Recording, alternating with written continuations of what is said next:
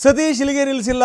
ಮುಂದಿನ ತಿಂಗಳಲ್ಲಿ ಅಂದರೆ ಇದೇ ತಿಂಗಳ ಅಂತ್ಯಕ್ಕೆ ನಾವು ದಿಲ್ಲಿಗೆ ಹೋಗ್ತೀವಿ, ನಾಯಕರ ಜೊತೆ ಮಾತಾಡ್ತೀವಿ ಅನ್ನುವಂಥ ಮಾತನ್ನು ಹೇಳಿದ್ದಾರೆ. ಯಾವಾಗ ಮೊನ್ನೆ ವೇದಿಕೆಯಲ್ಲಿ ಡಿ ಕೆ ಶಿವಕುಮಾರ್, ಲಕ್ಷ್ಮೀ ಹೆಬ್ಬಾಳ್ಕರ್ ಅವ್ರನ್ನ ಹೊಗಳಿದ್ರಲ್ಲ ಕಟ್ಟಡದ ನಿರ್ಮಾಣದ ವಿಚಾರ ಸಂಬಂಧಪಟ್ಟಂಗೆ, ಅದಾದ ಮೇಲಿಂದ ಅಂತೂ ಸತೀಶ್ ಕೆರಳಿರುವಂಥದ್ದು ಸ್ಪಷ್ಟ. ಜಾಗ ಕೊಟ್ಟಿರೋ ರಮೇಶ್ ಜಾರಕಿಹೊಳಿ, 3 ಕೋಟಿ ದುಡ್ಡು ಕೊಟ್ಟಿರೋ ನಾನು, ನೀವು ನಿಮಗೆ ಬೇಕಾದವ್ರನ್ನ ಹೊಗಳ್ತೀರಿ ಅನ್ನುವಂಥ ಅಸಮಾಧಾನವನ್ನು ನೇರವಾಗಿ ವ್ಯಕ್ತಪಡಿಸಿದರು ಸತೀಶ್ ಜಾರಕಿಹೊಳಿ. ಇನ್ನು ಹಲವಾರು ವಿಚಾರಗಳಿಗೆ ಸಂಬಂಧಪಟ್ಟಂಗೆ ಸಿಎಂ ಸೇರಿದಂತೆ ಬೇರೆ ಬೇರೆ ನಾಯಕರುಗಳ ಜೊತೆಗೆ ಸುದೀರ್ಘವಾಗಿ ಈಗಾಗಲೇ ಸತೀಶ್ ಜಾರಕಿಹೊಳಿ ಚರ್ಚೆ ಮಾಡಿದ್ದಾರೆ. ಎಲ್ಲರದ್ದು ಆ ಟೋನ್ ಮತ್ತು ಟೆನ್ಯೂರ್ ನೋಡಿದ್ರೆ ಅದು ಅಷ್ಟು ಸುಲಭ ಅಲ್ಲ. ಎಲ್ಲೋ ಒಂದು ಕಡೆಗೆ ಒಂದು ನಿಲುವಿಗೆ ಬಂದಿದ್ದಾರೆ, ಒಂದು ನಿರ್ಧಾರಕ್ಕೆ ಬಂದಿದ್ದಾರೆ ಅನ್ನುವಂಥದ್ದು ತುಂಬ ಸ್ಪಷ್ಟ. ಆಗುತ್ತೋ ಆಗಲ್ಲೋ ಅನ್ನೋದನ್ನು ಬೇಕಾದರೆ ಹೈಕಮಾಂಡೇ ಹೇಳಿಬಿಡಲಿ ಅನ್ನೋದ್ರ ಮುಖಾಂತರ ಹೈಕಮಾಂಡ್ಗೂ ಕೂಡ ನೀವೇ ಬರೆದಿರುವಂಥ ನೋಟಿದೆ ಸ್ವಾಮಿ, ನೀವೇ ಹೇಳಿದಿರಿ ಬದಲಾಯಿಸ್ತೀವಿ ಅಂತ, ಇಲ್ಲಿ ತನಕ ಯಾಕೆ ಅನುಷ್ಠಾನಕ್ಕೆ ಬಂದಿಲ್ಲ ಅಂತ ಕೇಳ್ತಾ ಇದ್ದಾರೆ ಸತೀಶ್ ಜಾರಕಿಹೊಳಿ. ಬನ್ನಿ, ನಮ್ಮ ಪ್ರತಿನಿಧಿ ಪ್ರಸನ್ನ ಈಗ ನಮ್ಮೊಂದಿಗೆ ನೇರ ಸಂಪರ್ಕದಲ್ಲಿದ್ದಾರೆ. ಪ್ರಸನ್ನ, ಈ ಬಹಳಷ್ಟು ಮಾತುಗಳಿದೆ ಇಲ್ಲಿ. ಏನು ಅಂತಂದರೆ, ಒಬ್ಬ ಪರ್ಮನೆಂಟ್ ಅಧ್ಯಕ್ಷರು ಅಂದರೆ ಒಂದು ಟರ್ಮಿಗೆ ಒಬ್ಬ ಪರ್ಮನೆಂಟ್ ಅಧ್ಯಕ್ಷರು ಬೇಕು ಅನ್ನುವಂಥದ್ದು, ಅಂದರೆ ಇವರು ಪರ್ಮನೆಂಟ್ ಅಲ್ಲ ಅನ್ನುವಂಥದ್ದು ಸ್ಪಷ್ಟ. ಜೊತೆಗೆ ನಾನೂ ಸೇರಿದಂತೆ ಬಹಳಷ್ಟು ಜನ ಪಕ್ಷಕ್ಕೆ ಟೈಮ್ ಕೊಡೋಕ್ಕಾಗ್ತಾ ಇಲ್ಲ, ಅಂದರೆ ಟೈಮ್ ಕೊಡುವ ಅಧ್ಯಕ್ಷರು ಬೇಕು ಅಂತ ಇನ್ನೊಂದು ಅರ್ಥ. ಮತ್ತೊಂದು ಹೇಳ್ತಾರೆ, ಏನು ಅಂದರೆ ಪಾಪ್ಯುಲರ್ ಇರುವಂಥ ಅಧ್ಯಕ್ಷ ಬೇಕು ಅಂತ, ಅಂದರೆ ಈಗಿರುವಂಥವ್ರು ಪಾಪ್ಯುಲರ್ ಅಲ್ಲ ಅನ್ನುವಂಥ ಲೆಕ್ಕ. ಜೊತೆಗೇನು ಅಂತಂದರೆ ಈ ವೋಟನ್ನು ಪಡೆಯುವಂಥ, ವೋಟನ್ನು ತೆಗೆದುಕೊಳ್ಳುವಂಥವನು, ಕೊಡಿಸುವಂಥ ಅಧ್ಯಕ್ಷ ಬೇಕು ಅಂತ. ಹಾಗಾದರೆ ಇವರ ಪ್ರಕಾರ ಡಿ ಕೆ ಶಿವಕುಮಾರ್ ವೋಟ್ ತರುವಂಥ ಅಧ್ಯಕ್ಷರಲ್ವಾ ಅಂತ. ಇದಿಷ್ಟು ಪ್ರಶ್ನೆಗಳು ಒಂದು ಕಡೆಗೆ. ಇನ್ನೊಂದು ಕಡೆಗೆ ನೀವೇ ಬರೆದಿರುವಂಥ ನೋಟಿದೆ, ಕೆ ಸಿ ವೇಣುಗೋಪಾಲ್ ಅವರೇ ಬರೆದಿರುವಂಥ ನೋಟಿದೆ. ಚುನಾವಣಾ ಪೂರ್ವದಲ್ಲಿ ನೀವು ಹೇಳಿದಿರಿ ಲೋಕಸಭಾ ಚುನಾವಣೆ ಆದ ಮೇಲೆ ಇದನ್ನು ಬದಲಾಯಿಸ್ತೀರಿ ಅಂತ, ನೀವೇ ತರಬೇಕಲ್ವಾ ಅಂತ.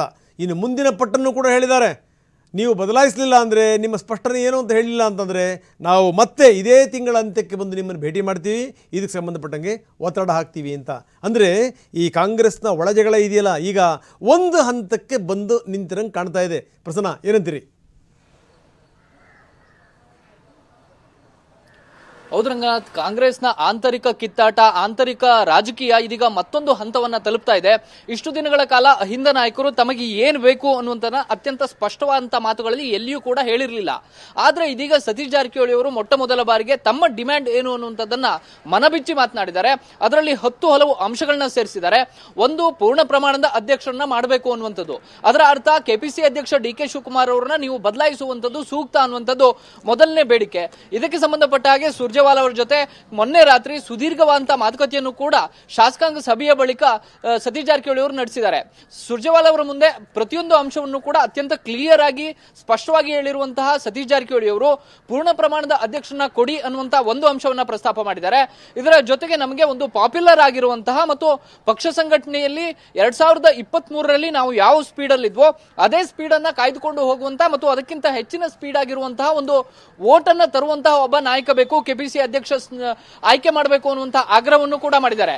ಜೊತೆಗೆ ಇದಕ್ಕೆ ಒಂದು ಸಮರ್ಥನೀಯ ರೀತಿಯಲ್ಲಿ ಒಂದು ಅಂಶವನ್ನ ಅವರು ಇಟ್ಕೊಂಡಿರುವಂತದ್ದು, ಸರ್ಕಾರ ರಚನೆ ಆಗುವಂತಹ ಸಂದರ್ಭದಲ್ಲಿ ಪಾರ್ಲಿಮೆಂಟ್ ಚುನಾವಣೆಯ ತನಕ ನಾವು ಡಿ ಕೆ ಶಿವಕುಮಾರ್ ಅವರನ್ನ ಮುಂದುವರಿಸ್ತೀವಿ, ಪಾರ್ಲಿಮೆಂಟ್ ಚುನಾವಣೆಯ ಬಳಿಕ ಚೇಂಜ್ ಮಾಡ್ತೀವಿ ಅಂತೇಳಿ ಕೆ ಸಿ ವೇಣುಗೋಪಾಲ್ ಅವರ ಒಂದು ನೋಟ್ ಇತ್ತು. ಅದನ್ನ ಕೆ ಸಿ ವೇಣುಗೋಪಾಲ್ ಅವರು ಪತ್ರಿಕಾಗೋಷ್ಠಿಯಲ್ಲೂ ಕೂಡ ಹೇಳಿದ್ರು.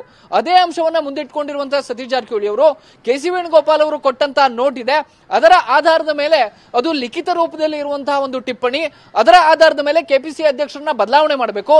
ಪಾರ್ಲಿಮೆಂಟ್ ಚುನಾವಣೆಯಾಗಿ 6 ತಿಂಗಳು ಕಳೆದು ಹೋಗ್ತಾ ಇದೆ. ಇಂಥ ಸಂದರ್ಭದಲ್ಲೂ ಕೂಡ ಕೆಪಿಸಿ ಅಧ್ಯಕ್ಷರನ್ನ ನೀವು ಪೂರ್ಣ ಪ್ರಮಾಣದಲ್ಲಿ ನಿಯೋಜನೆ ಮಾಡದೆ ಹೋದ್ರೆ ಗೊಂದಲಗಳು ಮುಂದುವರಿತವೆ. ಪಕ್ಷದಲ್ಲಿ ಈಗಾಗಲೇ ಅವರೇ ಮುಂದುವರಿಬೇಕಾ, ಡಿ ಕೆ ಶಿವಕುಮಾರ್ ಅವ್ರನ್ನ ಬದಲಾಯಿಸಬೇಕಾ ಅಂತೇಳಿ ಸಾಕಷ್ಟು ಬೇರೆ ಬೇರೆ ರೀತಿಯ ಭಿನ್ನಾಭಿಪ್ರಾಯಗಳಿದಾವೆ. ಅದರ ಹಿನ್ನೆಲೆಯಲ್ಲಿ ಗೊಂದಲಗಳು ಪದೇ ಪದೇ ಕ್ರಿಯೇಟ್ ಆಗ್ತಾ ಇದಾವೆ. ನಾವು ಹೋದಲ್ಲಿ ಬಂದಲ್ಲಿ ಇದೇ ಪ್ರಶ್ನೆ ನಮಗೆ ಎದುರಾಗ್ತಾ ಇದೆ. ಈ ಎಲ್ಲಾ ಗೊಂದಲಗಳಿಗೆ ಇತಿಶ್ರೀ ಆಡುವಂತ ಕೆಲಸವನ್ನ ಹೈಕಮಾಂಡ್ ಮಾಡಬೇಕು ಅನ್ನುವಂತ ಆಗ್ರಹವನ್ನ ಸತೀಶ್ ಜಾರಕಿಹೊಳಿ ಅವರು ಮಾಡ್ತಿದ್ದಾರೆ. ಒಂದು, ಡಿ ಕೆ ಶಿವಕುಮಾರ್ ಅವ್ರನ್ನೇ ನೀವು ಮುಂದುವರಿಸ್ತೀರಿ ಅನ್ನೋದಾದ್ರೆ ಅದನ್ನು ಕೂಡ ಸ್ಪಷ್ಟಪಡಿಸಿ, ಇಲ್ಲ ಬದಲಾಯಿಸೋದಾದ್ರೆ ಅದನ್ನ ನೀವು ಬದಲಾಯಿಸುವಂತ ಕೆಲಸವನ್ನ ತಕ್ಷಣ ಮಾಡಬೇಕು ಅನ್ನುವಂತ ಆಗ್ರಹವನ್ನ ಸತೀಶ್ ಜಾರಕಿಹೊಳಿ ಅವರು ಮಾಡಿದ್ದಾರೆ.